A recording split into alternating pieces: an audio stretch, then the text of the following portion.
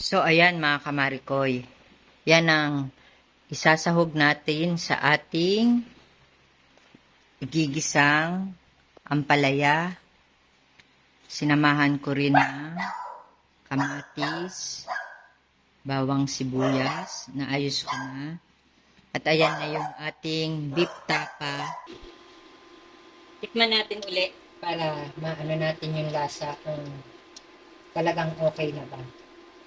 Hindi natin masyadong niluto yung ampalaya para medyo hot cook lang.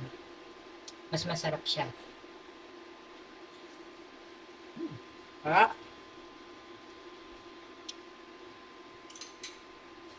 Hello mga kamariko. Hello mga kamariko. Hello mga kamariko. Hello mga kamariko.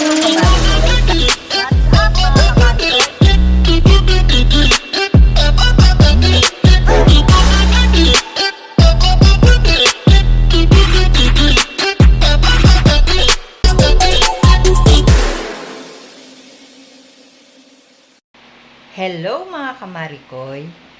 Samahan niyo ko't magluluto ako ng ginisang ampalaya na sinamahan ko ng beef tapa. Pakiabangan niyo mga kamarikoy. So ayan mga kamarikoy. Yan ang isasahog natin sa ating igigisang ampalaya.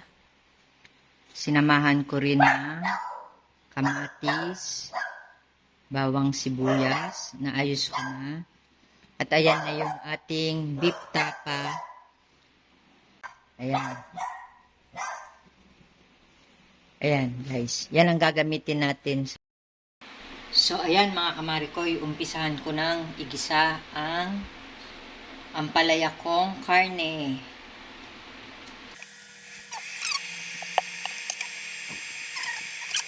Na yan guys, para healthy lifestyle, olive oil lang gagamitin natin.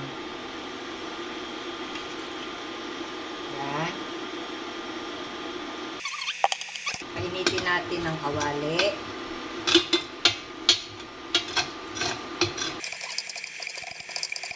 Actually guys, ito na yung pinaglutuan ko kanina ng ito. Yung sasahog nating beef tapa. Ilagay muna natin una ang bawang.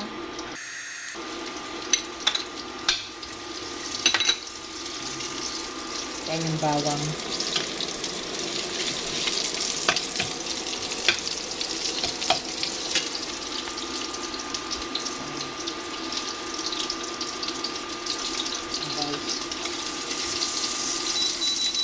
Sunod natin ang sibuyas.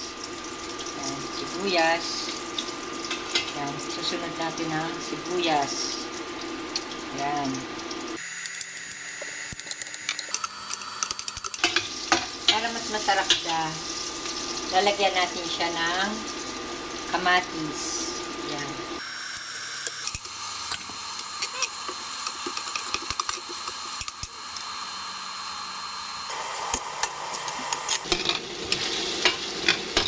Medyo yun na naman natin ng kamatis.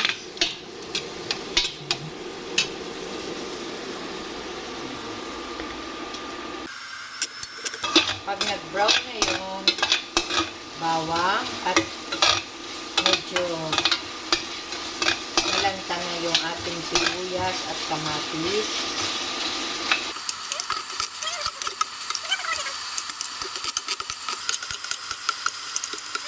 ang kamatis natin nag-melt na mga kamarikoy. Medyo i-medium lang natin yung ating heat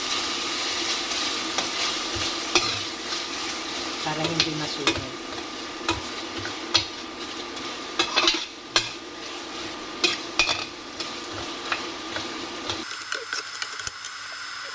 Lalagay na natin yung beef tapa natin.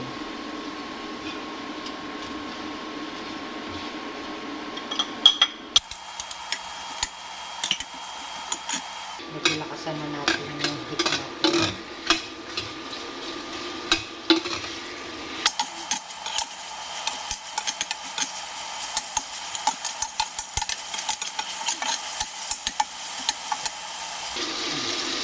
Pakita ko lang sa inyo. Yan. Nagme-melt na yung ating ano. Yan. Okay. And then, dahil naluto na naman natin kanina yung beef tapa natin at malambot na siya, ilalagay na natin yung ating ampalaya.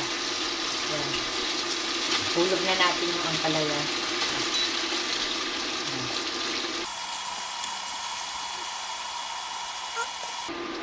Next,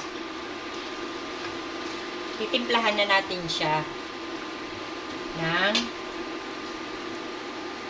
tabi na natin tong oil. Ito. Iodized salt.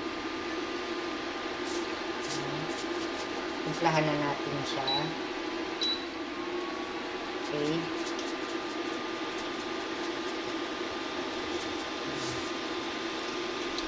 Huwag natin masyadong damihan. Tansyahin lang natin. Susunod natin yung paminta. Ayan. Para masarap. Then, ito, lagyan natin ng minix ko na garlic and samahan natin siya ng sa pang spices. Tapos lalong sumarap.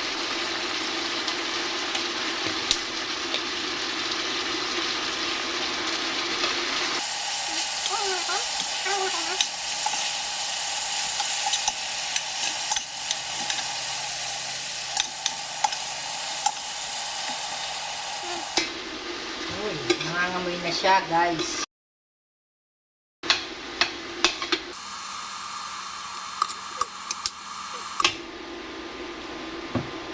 Ito, guys. Lagyan natin ng konting brown sugar.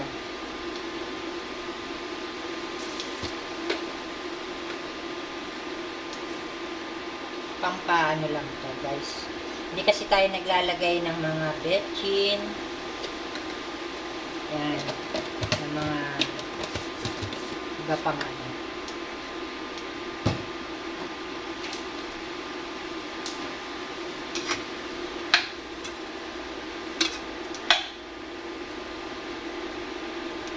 So, yan.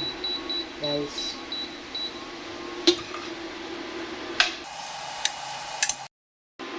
So, ayan. Tinakpan muna natin, guys, para maluto yung ampalaya natin. Hintayin natin ng mga ilang minuto. Habang iniintay natin, hugasan muna natin yung mga pinaggamitan natin. So, ayan. Nahugasan na natin yung mga pinaggamitan natin. Yun. Tingnan natin kung luto na.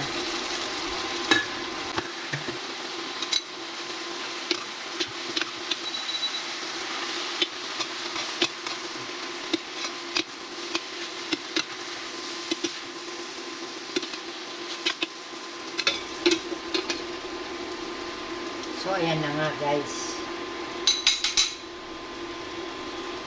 Tinikman na rin natin. Okay na siya.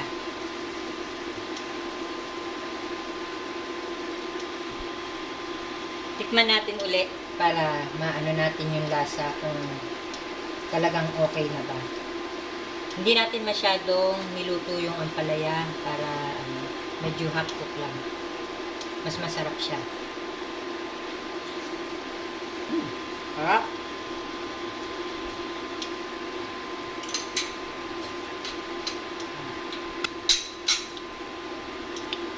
So guys, ayan. Patay na natin ang kalan. Luto na siya. Ayan. Ayan na ang ating ginisang ampalaya with beef tapa. So, hanggang sa muli mga kamarikoy. God bless po sa ating lahat. Bye!